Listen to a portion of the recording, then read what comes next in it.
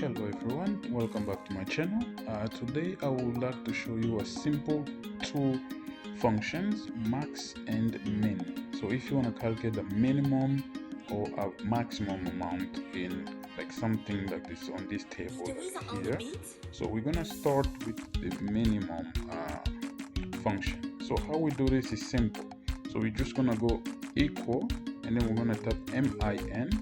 Then we can double click on the function that is populated here, and then we can select the field. So let's say I want to get the minimum amount for the January column here. So I can just select from B3 to B7, and then once I click enter, now I have the minimum amount here.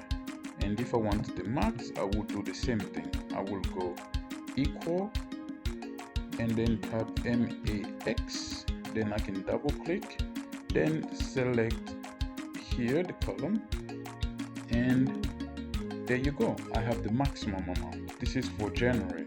So if I want to put this on all of that, what I can do is I can do the same thing again. So I can go back and then do the functions, or if I do this, for example,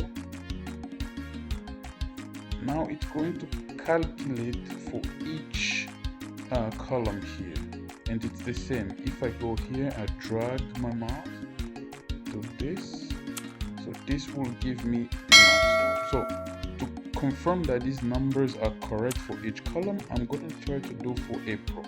Okay, so let's try equal min, double click.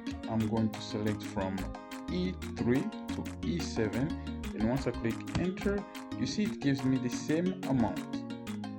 So yes, so this is how you can do for each column. So now let's say I want to get the minimum amount for all. Let's just remove this first.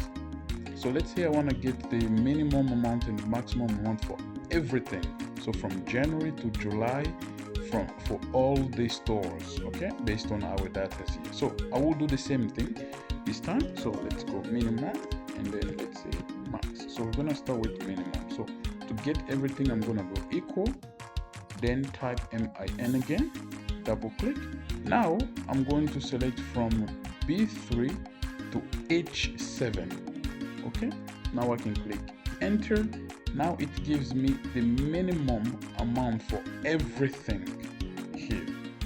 Okay, and then it's the same thing for max. I'll go equal max, sorry, then I'll go double click, and then I'm going to select again, and then once I click enter, now I have my maximum amount. So this is the easier way you can calculate the minimum, and or you can use the function minimum and max.